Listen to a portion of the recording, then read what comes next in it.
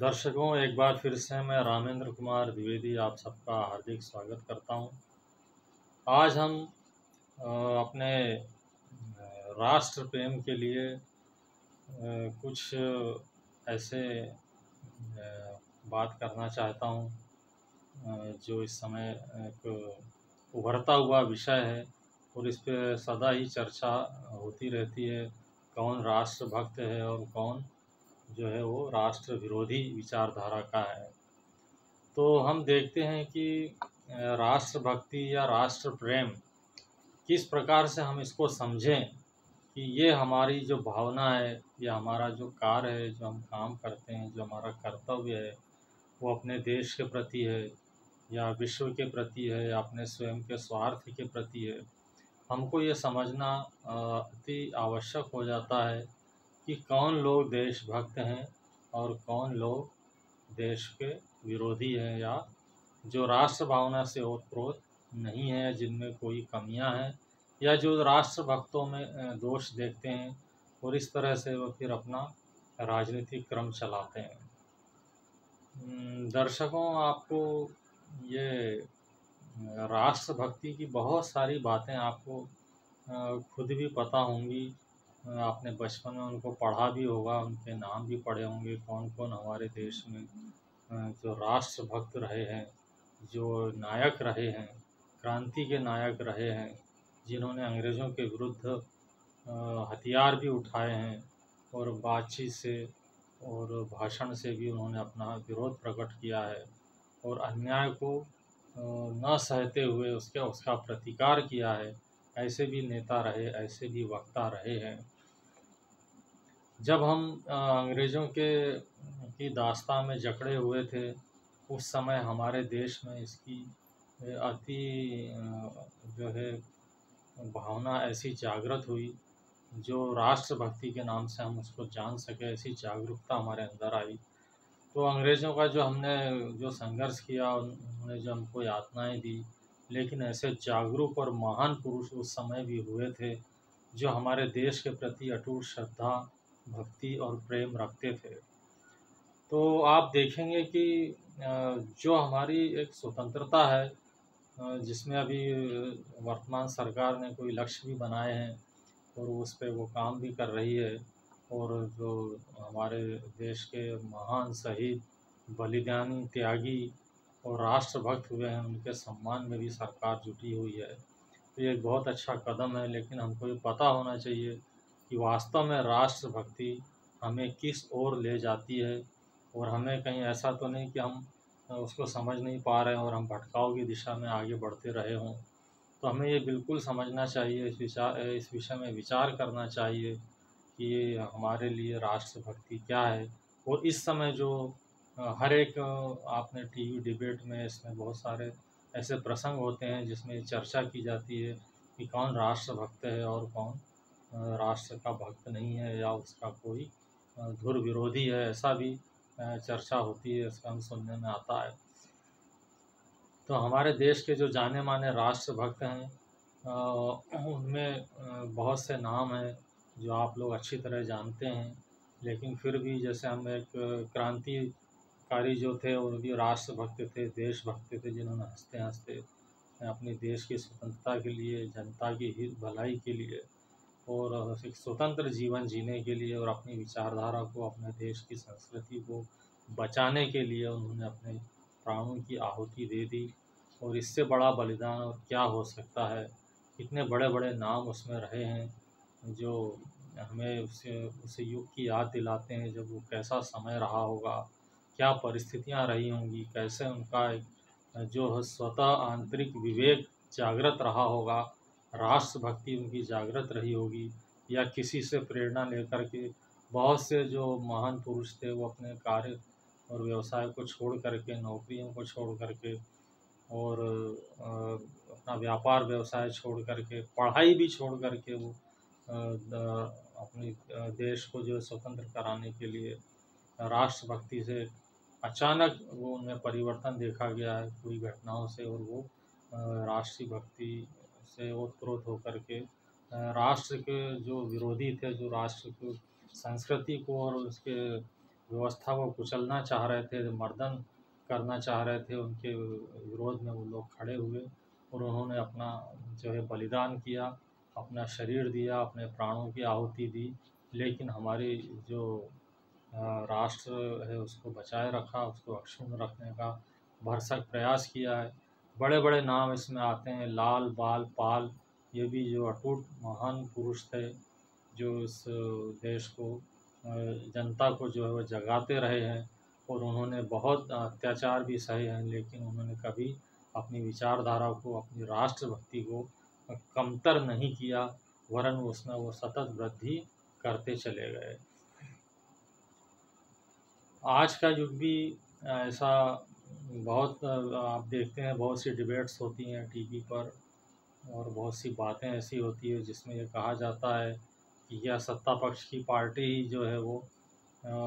राष्ट्रभक्ति से भरी हुई है या उसी को राष्ट्रभक्ति आती है, क्या दूसरे जो दल होते हैं, दूसरे लोग होते हैं जो क्या उन लोगों में राष्ट्रभक्ति नहीं है। तो ये प्रसंग ऐसा है जिसमें कोई अंतहीन बहस हो सकती है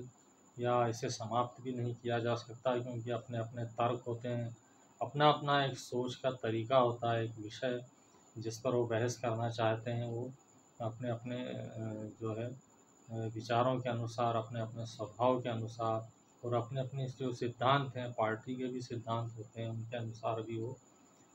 अपने विचार रखते हैं, अपनी अभिव्यक्ति उसमें देते हैं। तो उससे भी हमको पता चलता है कि इसमें राष्ट्रभक्ति की भावना कितनी है। हम उनके बयान सुन सकते हैं, उनके जो न्यूज़ होती है, समाचार होते हैं, उसके बारे में उनसे भी पता चलता है कि ये किस क्षेत्र में, किस दिशा में ये लोग अपनी भक्ति जो है प्रदर्शित कर रहे हैं। वास्तव में जो राष्ट्र प्रेम की भावना है वो बड़ी एक तो ये समझें कि वह मौलिक होती है, वो अपने अंदर जो है स्वतः पाई जाती है और उसका केवल विकास होता है। तो हम देख सुन करके, व्यवहार में अध्ययन करके, शिक्षा जब प्राप्त करते हैं उस समय और हम अच्छा उत्तम साहित्य पढ़ते हैं, तब हमको पता चलता है कि राष्ट्र क्या है, राष्ट्रभक्ति क्या है, हम अपना जीवन कैसे जी रहे हैं और हम अपने देश के लिए क्या कर रहे हैं। ऐसे बहुत से विचार हमारे मन में आते हैं, तब हमको पता चलता है कि हमको राष्ट्रभक्ति की आवश्यकता कब है और वो किस समय, किस परिस्थिति में उसको हमको किस तरह से लागू करना चाहिए, ताकि वर्तमान जो परिस्थितियाँ रहती है, जो घटनाक्रम होता है, उसमें भी हम संभल के रहें और संयम से रहें और वैसा अपने विचार व्यक्त करें और अभिव्यक्ति की स्वतंत्रता को अतिशयोक्ति में ना बदल दें। तो हम ऐसा करके भी अपनी राष्ट्रभक्ति को हम प्रदर्शित कर सकते हैं अथवा उसका लाभ उठा सकते हैं, अथवा जो हमारे अंदर की जो गहराई में एक जो भाव होता है उसको हम अपने कार्यों के माध्यम से, अपने विचारों के माध्यम से और ऐसे कृत्य करके हम उसको प्रकट कर सकते हैं जो हमारे राष्ट्र के हित में है। भारतवर्ष में ये बड़ा ही जो ऐसा इतनी गहराई होती है इस भक्ति जो शब्द है वो एक आध्यात्मिक शब्द है। जब हम किसी विषय में इतना डूब जाते हैं, इसकी गहराई में उतर जाते हैं, अथाह जो उसका तल होता है वहाँ तक पहुँच जाते हैं, वहाँ तक पहुँचने का प्रयास करते हैं, तब हमको ऐसा लगता है कि कितनी गहराई से, कितनी तड़प से जो है हम अपने देश के लिए अपने आप को समर्पित कर सकते हैं। तो ऐसे महान नेता अभी भी हैं, ऐसा नहीं है कि उसी समय थे। अभी भी ऐसे बहुत से लोग हैं जो अपने देश के प्रति चिंता रखते हैं, देश के प्रति उनकी विचारधारा जनता जनार्दन के लिए होती है,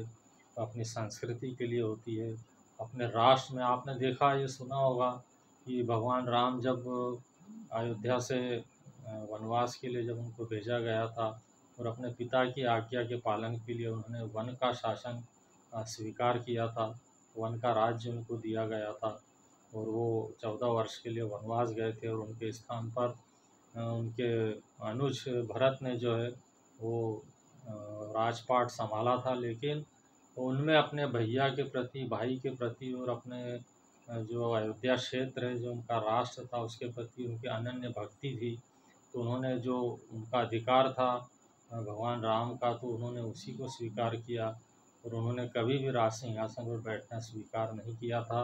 बल्कि वो उन्हें मनाने के लिए वापस वन में गए अपने गुरु के साथ, माताओं के साथ, तो वो वहाँ जा कर के भी उन्होंने वही सब कहा कि आप जो है आ जाइए और इसको अयोध्या का राज आप संभालिए। भगवान राम ने बड़े ही विनयता से, नम्रता से उनको सब समझाया और उन्होंने कहा कि अब तुम ही उसको संभालो, पिता के वचनों के अनुसार मुझे वन में ही रहना है, तो मैं यहाँ पर जो है वो आतताइयों का जो है समापन करके ही, उन्हें समाप्त करके ही अयोध्या अपने निर्धारित अवधि पूरी करने के पश्चात पहुँचूँगा। तो इस प्रकार से भरत जो है उनकी चरणों की पादुका लेकर के आते हैं, अपने सिर पर रख के लाते हैं। ऐसा आदर्श कहाँ मिलेगा आपको? कौन से देश में ऐसा होता है? कौन सी संस्कृति में ऐसा होता है कि आप बड़े भाई का इतना आदर करते हो, एक भगवान की तरह उनको पूछते हो, उनके कर्तव्य, उनके अधिकारों को आप अच्छी तरह समझते हो, उनसे आपका अटूट प्रेम हो, आपका स्नेह हो, आपका सहयोग हो, आप उनकी सेवा करना चाहते हैं, क्योंकि वो सर्वथा इस योग्य हैं कि वो जो है राम राज्य उन्हीं के नाम से जाना जाता है कि वो किस तरह से कितना बढ़िया जो है वो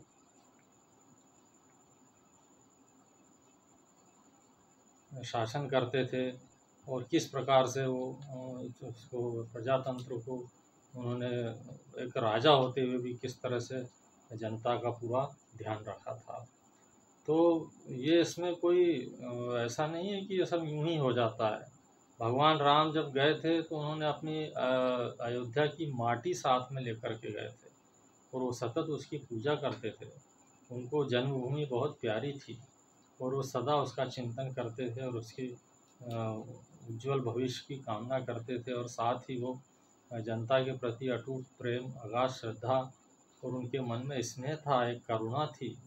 दया थी और बहुत नम्रता के साथ वो सबको उतना ही सम्मान देते थे, सबको एक समान समझते थे और वो जानते थे कि हमको जो है एक राजा बनाया भी गया है, तो हम जनता के लिए अपना एक पूरा समर्पण रखें, उनके हित में कार्य करें और जो है उनको सारा जो है सुख सुविधा जो भी हो सकता है वो हमको देना चाहिए। तो वो ऐसा समझ कर के वो शासन करते थे, सदा ही राष्ट्र की सीमाओं की शत्रुओं से रक्षा करते थे। तो उनकी अनुपम भक्ति है, अनुपम राष्ट्र सेवा है, अनुपम राष्ट्र भक्ति है, जिसका वर्णन हम कर ही नहीं सकते, क्योंकि वो मानव से भी परे है, लेकिन वो मानव के शरीर में ही उन्होंने रह कर के ये सारा हमको सिखाया था कि किस प्रकार से शासन चलाया जाता है, किस प्रकार से जनता का ध्यान रखा जाता है